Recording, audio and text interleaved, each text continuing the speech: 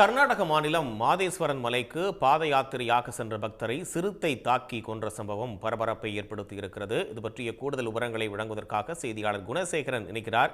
உயிரிழந்தவர் யார்? விவரம் என்ன குணசேகரன்?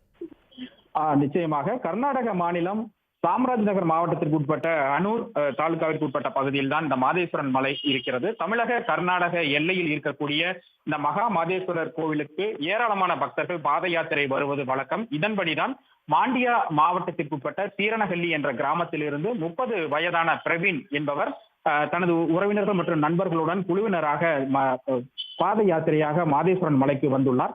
150 கிலோமீட்டர் நடைபயணமாக வந்த அவர் ஒரு 10 கிலோமீட்டர் தொலைவு, அதாவது கோவிலிலிருந்து 10 கிலோமீட்டர் தொலைவிற்கு முன்பாக வனப்பகுதியில் அவர்கள் குழுவாக வந்து கொண்டிருந்த பொழுது தலம்பெட்டா என்ற பகுதியில் சாலை ஓரம் புதரில் பதுங்கி இருந்த சிறுத்தை ஒன்று பாய்ந்து இந்த பிரவீனை கடித்து குதறி இருக்கிறது. கடித்து அவரை உள்ளே இழுத்து சென்றிருக்கிறது. இதனால் அவருடன் வந்தவர்கள் பெரும் அதிர்ச்சி அடைந்திருக்கிறார்கள். இது குறித்து உடனடியாக மாதேஸ்வரன் மலை போலீசாருக்கும் வனத்துறையினருக்கும் தகவல் தெரிவிக்கப்பட்டதை அடுத்து சம்பவ இடத்திற்கு வந்த வனத்துறையினரும் போலீசாரும் ஒரு தீவிரமான தேடுதல் வேட்டையில் நடத்தியிருக்கிறார்கள். பல மணி நேர தேடுதலுக்கு பிறகாக மாதேஸ்வரன், அதாவது பிரதான சாலையில் இருந்து சுமார் 500 மீட்டர் தொலைவில் பிரவீனுடைய சடலம் மீட்கப்பட்டிருக்கின்றது. இது தொடர்பாக தொடர்ச்சியான விசாரணை என்பது நடைபெற்று வருகிறது.